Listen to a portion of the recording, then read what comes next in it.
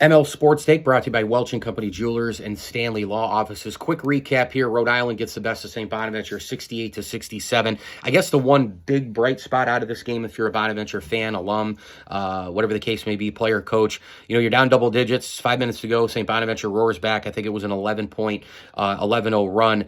And, you have to feel good about that. The fight, without a doubt, is something that you can take with you. But overall, this is a frustrating game because Bonaventure missed a lot of the cheapies in this game, right? I mean, they had multiple shots, hit the rim in the final couple minutes there, and they just didn't fall. You can go one way and say, well, that's basketball. That's how it bounces. That's the way the cookie crumbles.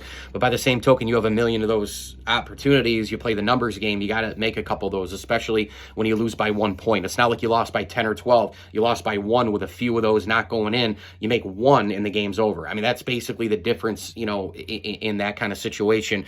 Bonaventure got nothing out of Farrell, nothing out of Evans. Farrell now has really, I think, kind of had a little bit of a swoon. Evans looks like he's tired.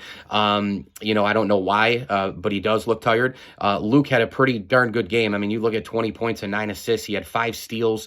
He was all over the basketball court, but it seems like when he has a great game, Daryl Banks III doesn't. When Daryl Banks III does, Luke has disappeared. Can both of them come together at the same time? I don't know. They tried to establish Venning at times in both halves. In the second half, I thought it kind of loosened up the offense a little bit for Bana, but just overall, everything just seemed to be not enough because they couldn't do the little things in the end. They shot 38.2% from the floor. Not a really good game there. They went 6-21 from 3. Not a great shooting game there. Believe it or not, St. Bonaventure out-assisted Rhode Island by 6, 17-11.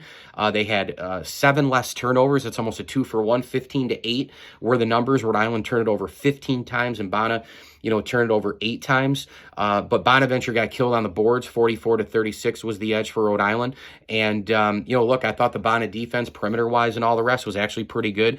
Rhode Island was awful from 3. They went 4 for 17. They didn't have a good shooting game either. But again, it was about the little things at the big moments, and St. Bonaventure just flat out didn't come through. The final thing I will tell you is the Bonaventure's getting obviously a ton of bench points. Last night they got 23 points from, the bench, but Moses Flowers has been the guy who's really, I think, added to this Bonaventure team. He's been a spark plug off the bench. The junior out of Massachusetts just has been, a guy Mark Schmidt can count on to come off the bench, play some fast, quick defense. He moves great without the ball. He attacks the rim.